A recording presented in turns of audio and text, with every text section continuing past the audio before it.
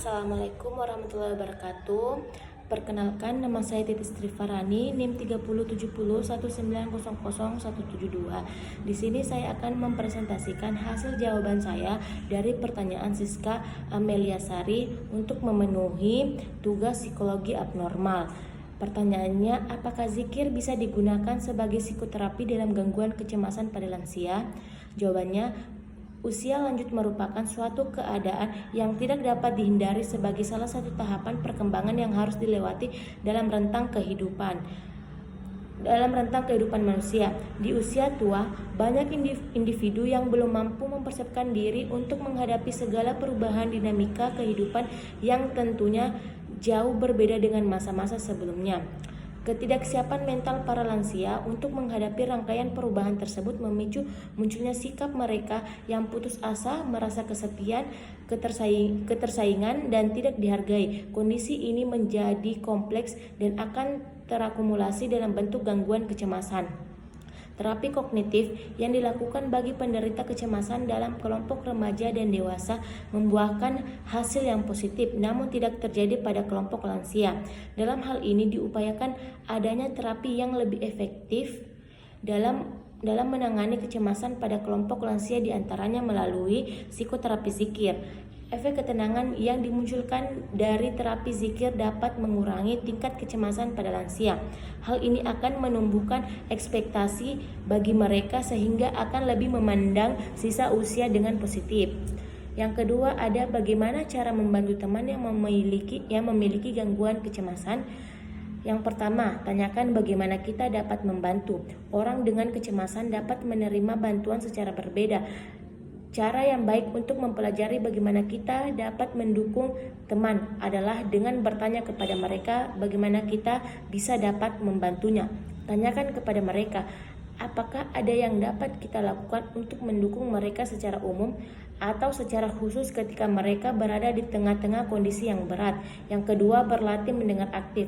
Kesalahan umum yang sering dilakukan kita dalam menghadapi mereka yang mengalami gangguan kecemasan adalah mengatakan sesuatu seperti ini akan baik-baik saja.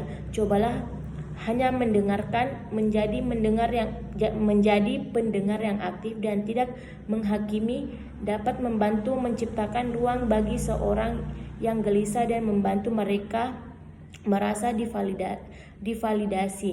Kata Dr. Gold menawarkan solusi sebenarnya adalah sifat alami manusia.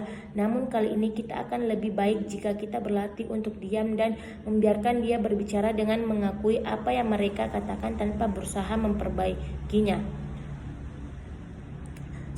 Selanjutnya, pertanyaan yang ketiga ada, sebutkan contoh kasus terapi humanistik. Sebelumnya saya akan menjelaskan tentang teknik-teknik terapi humanistik. Terapi humanistik itu yang pertama adalah person-centered therapy. Person-centered therapy merupakan terapi yang dikembangkan oleh Carl Rogers pada tahun 1942. Ia memiliki pandangan dasar tentang manusia, yaitu bahwa pada dasarnya manusia itu bersifat positif, makhluk yang optimis, penuh harapan, aktif, bertanggung jawab, memiliki potensi kreatif, bebas atau tidak terikat oleh belenggu masa lalu dan berorientasi ke masa yang akan datang, dan selalu berusaha untuk melakukan self-fulfillment atau memenuhi kebutuhan dirinya sendiri untuk bisa beraktualisasi diri. Selanjutnya ada Gestalt terapi. Terapi Gestalt dikembangkan oleh Frederick Perls adalah bentuk terapi eksistensial yang terpijak pada premis bahwa individu harus menemukan jalan kehidupan sendiri dan menerima tanggung jawab pribadi jika mereka mengharap kematangan mereka bekerja terutama di atas prinsip kesadaran. Terapi Gestalt berfokus pada apa dan bagaimananya tingkah laku dan pengalaman di sini dan sekarang dengan memadukan atau mengintegrasikan bagian-bagian kepribadian yang terpecah dan tidak diketahui. Selanjutnya ada analisis transaksional. Analisis transaksional adalah salah satu pendekatan psikoterapi yang menekankan pada kepribadian, komunikasi dan relasi manusia atau hubungan interaksional. AT didasarkan pada asumsi atau anggapan bahwa orang mampu memahami keputusan-keputusan pada masa lalu dan kemudian dapat memilih untuk memutuskan kembali atau menyesuaikan kembali keputusan yang telah diambil. Barne dalam pandangannya meyakini bahwa manusia mempunyai kapasitas untuk memilih dan dalam menghadapi persoalan-persoalan hidupnya. Selanjutnya ada logoterapi. Freud menyetujui konsep Sigmund Freud mengenai ketidaksadaran tetapi menganggap kemauan untuk lebih mendasar dari kesenangan. Perbedaan utama antara logoterapi dan psikoanalisis adalah bahwa Freud dan Adler fokus pada masa lalu, sementara logoterapi lebih fokus pada masa depan. Logoterapi berarti terapi melalui makna dan mengacu pada pendekatan yang berorientasi pada spiritual. Contoh kasus terapi humanistik. seorang mahasiswa mungkin melihat dirinya sebagai dokter di masa depan, tetapi nilainya yang dikeluarkan dari sekolah kedokteran ternyata di bawah rata-rata.